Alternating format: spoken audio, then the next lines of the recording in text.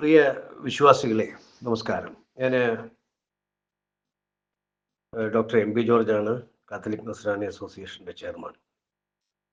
ഞാനിവിടെ ഒരു കാര്യം പരാമർശിക്കാൻ വേണ്ടിയാണ് ഞാൻ ഈ വോയിസ് മെസ്സേജ് ഇടുന്നത്. ഇപ്പം സമീപകാലത്തൊന്നും ഞാൻ വലിയ കാര്യമായിട്ട് മറ്റ് ഗ്രൂപ്പുകളിലൊന്നും സംവദിക്കുകയുണ്ടായില്ല.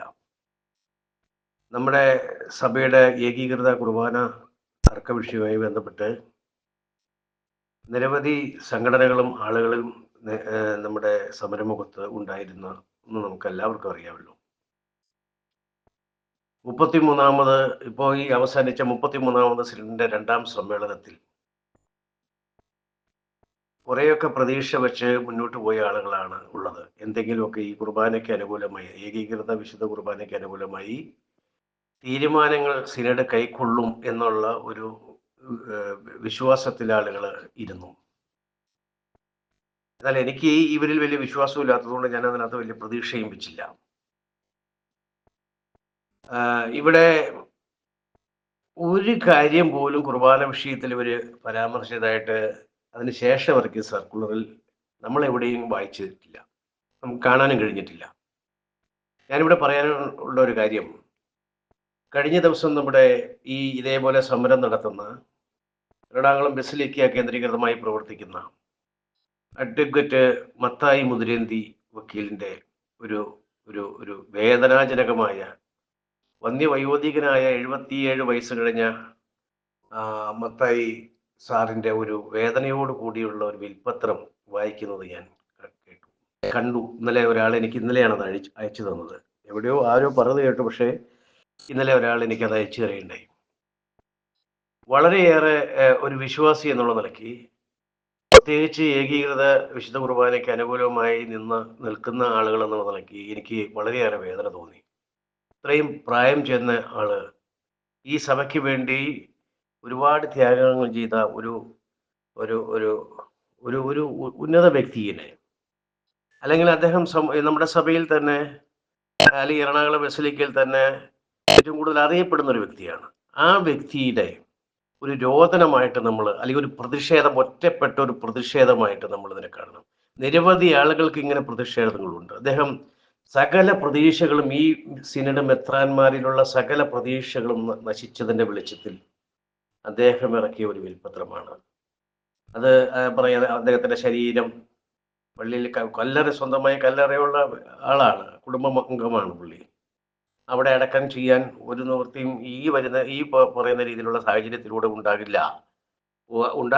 അതായത് ഏകീകൃത വിശുദ്ധ കുർബാനയോട് കൂടിയ. അതുകൊണ്ട് അങ്ങനെ ഈ പറയുന്ന ആഭിചാര കുർബാന നടത്തിയ അദ്ദേഹത്തിന്റെ ശവസംസ്കാര ശുശ്രൂഷകൾ നടത്തേണ്ട എന്ന് ഇത്രയും നാളുകൾ ഈ സമരമുഖത്ത് സജീവമുണ്ടായിരുന്ന മത്തായി വക്കീൽ പറയുന്നത് കേട്ടപ്പോൾ എനിക്ക് ഏറെ വേദന തോന്നി.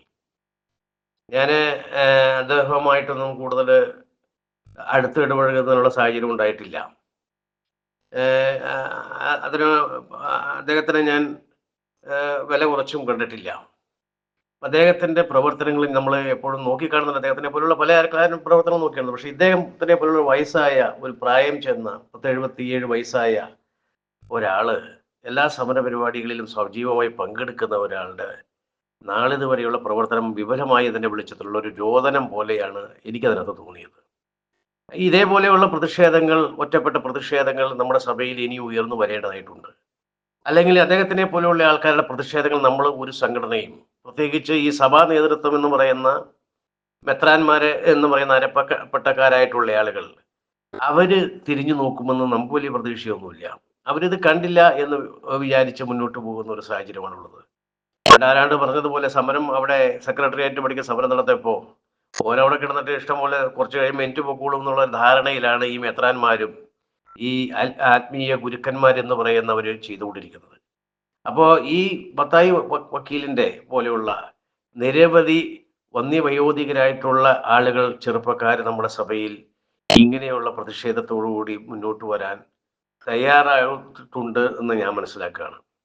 അപ്പോൾ എന്നെ സംബന്ധിച്ച് മത്തായി വക്കീലിനുള്ള ഐക്യദാർഢ്യം ഞാൻ വ്യക്തിപരമായി പ്രകടിപ്പിക്കാൻ ഈ അവസരത്തെ വിനിയോഗിക്കുകയാണ്. അദ്ദേഹത്തെ പോലുള്ള ആളുകൾ കരഞ്ഞുകൊണ്ട് പറയുന്നത് പോലെയാണ് നമുക്ക് തോന്നിയിട്ടുള്ളത്. എന്തായാലും ഈ കാര്യത്തിൽ സഭയോടൊപ്പം നിൽക്കുന്ന സംഘടനകളും അതിൻ്റെ പിന്നെ ആളുകളുമൊക്കെ അദ്ദേഹത്തിന് അദ്ദേഹത്തിന് ഐക്യദാർഢ്യം പ്രകടിപ്പിക്കേണ്ടതായിട്ടുണ്ട് ഈ അവസരത്തിലെന്ന് എനിക്ക് തോന്നിപ്പോവുകയാണ്. അതുകൊണ്ടാണ് ഞാൻ എൻ്റെ ഈ വോയിസ് ഇടുന്നത്. എന്തായാലും വളരെ സജീവമായി